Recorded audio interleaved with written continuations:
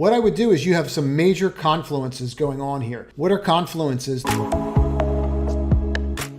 Let's just jump right into it. So ZIM went up today. A lot of other stocks went down. Why did this happen? One of the key reasons this happened is because as issues are happening in China, where they are going through a lockdown period again, they are very focused in the Southeast Asian area. And what is important about that and understanding that is they have access to routes that other people do not. For example, they are the only one that has a route going directly to Baltimore. This gives them an absolutely huge advantage. This coupled with the fact that we're already seeing 139% growth increase in pricing in 10 or 20 unit containers, which are those 20-foot containers that you see on the ships. Now, we flipped one upper channel, which was right here. This was the more aggressive one. We flipped that today. You're seeing your volume increase. You're getting a $17 dividend, which is looking pretty good to people right now in this current environment. So this trade is not over. Now, we're in this earlier from the newsletter, and if you don't get the newsletter, there's a free version in the description below. Simply click the link that says newsletter. But what we want to do is just hop on over this and go. So again, this move to me is not over. It's just beginning. So 84, and you could look at adding to this.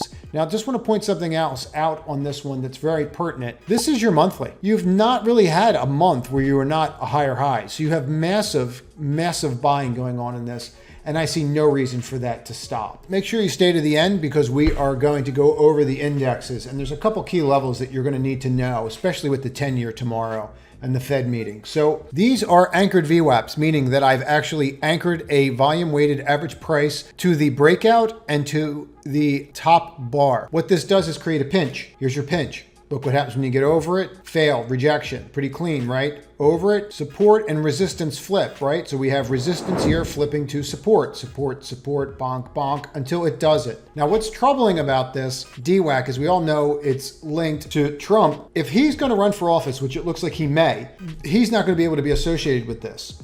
It becomes a conflict. Okay, there's a lot of people that are talking about this, and I think they're right. Now, it's not my wheelhouse, but what I would do is you have some major confluences going on here. What are confluences? That is when a lot of things are lined up and they're all lined up in the same place. So the very first thing that we could focus on is that you were sitting right on this anchored VWAP, right? So that's the first piece of confluence. Second is this wedge line right here, right under the rip. Now, to make this easier to see, I'm going to take these off for a minute. But you can see this upper channel, right? Now, if you break that, this becomes your target. That becomes your first target, okay? And that would take you to $37. Now, on top of that, what you want to do is you want to look for some levels of support and see where they are and see if any of those levels fall right into here. And it looks like we have one right there. Why is that a level? That's a level because you were bonking in here, you open here, you reject here. When you flip this level, it becomes a support, right? Support. Now you're sitting right on this, $62. Very simply, if you break this level right here, you take out this low of 60.32 tomorrow. Okay, so let's call it 60 and a quarter. And let's move this out of the way. Okay, you have 4 pieces of confluence here that you have broken. And based upon that, that gives this the chance to move significantly lower faster because everybody's looking at something different, right? So when they all line up together, it creates more of a move. So that's what you're looking for. This can get to 36. Frankly, if he withdraws, this thing's going back down to $10. So this could get absolutely hammered, absolutely just eviscerated. Now, with the news out of China, Foxconn is shutting down one of their largest productions of Apple phones. This is obviously an issue. Why is it an issue? Because that's their largest product. So we broke the 200, and I just want to kind of put this in perspective. You've been here before for a day and here for a day. So it's not like it's our first rodeo at this level. We can still flip this in the next 3 to 5 days, get back over this, and go from there. And we have the Fed meeting, which we're going to talk about in a moment. That starts tomorrow. Now, the way that this is hanging is leading me to believe that that is not the case. So if this breaks, and this is the first day, there's very little room for this to hold itself. Now, what does that mean? Well, that means that essentially all you're looking for is for it to break this, and then it's just trade on. Breaks 50, 150, 10, and it's just an outright short. And this is your next support level. This is where you have real support, and that could be a quick 10 points. It could be faster 10 points than you think it could be because of it being Apple, but it definitely could. Make sure you subscribe to this channel and click all notifications because what we go over is extremely timely.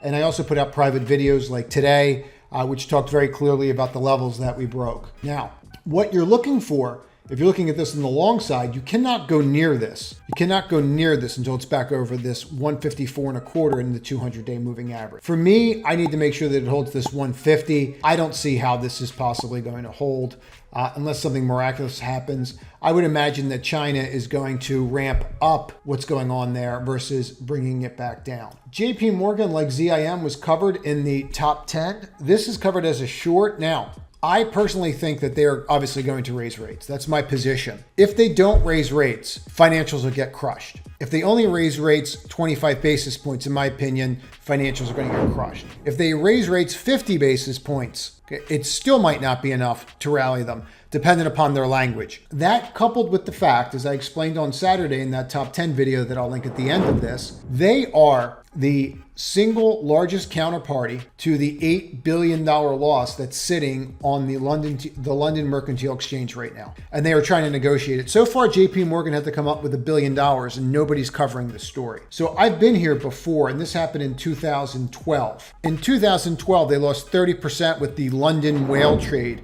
when the counterparty couldn't meet their obligation. You're setting up for something possibly similar here. I'm looking for a very simple entry. This is somewhat like a gravestone, not exactly, but it's somewhat like a gravestone doji. Break that 129.23, and then I would be looking at shorting that. And then if I closed above the previous close or open, I'd probably get out of the position and then look again. So you really have a very tight stop here. I wouldn't wait for the wick. I would just wait to see the close. Make sure we don't close over that 130. Let's call it 130.25 is what you could use as a stop. But this has massive potential to crater, massive potential. And very little risk. I mean, you could risk $1 to be in this. And if this breaks, it could go down $10 very quickly, as we've already seen. SQQ is the Nasdaq Bear Fund. Now let's just talk about what's going on. Here's your level, 48.08. Couldn't stay above it. Forms a doji. The doji has to make a decision. Remember, long-legged dojis are what? Indecision. There we are. We made a decision. We undercut. Tried to rally again. Today's the breakout. Look at the close. You have not had a close here. Even though we've been to this party before, we have not had a close here. So now what we're looking for is up and over. So 51.75, you can look at putting this back on. Keep a tight stop on it because of what's going on in the markets, obviously.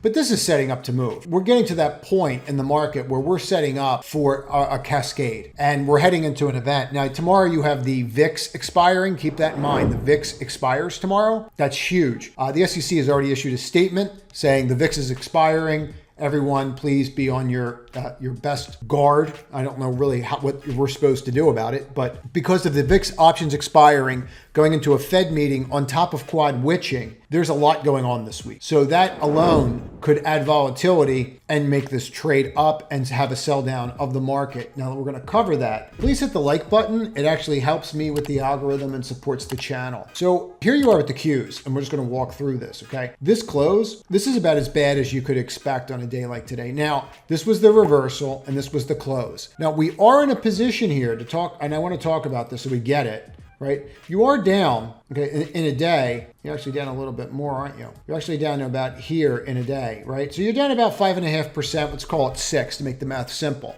Very easily, we could bounce 3%. People think that everything's rosy, right? And it's still not even going to get you back to this level. It's still not going to get you to 324. So you have some real work that needs to be done here before you can start thinking about really trying to climb in this. Right now, we just have a really nasty big H that looks like it's about to break. And if this breaks, which I think it absolutely can do, I think this time it's going to start being fast, which is exactly what we want to see. We want to see a fast break to the downside where people panic and get out. And there's a couple reasons to think that with what's going on with the new COVID restrictions. But look at the SPY as well. Let me clear this out. But let's look at the SPY and see what's going on here.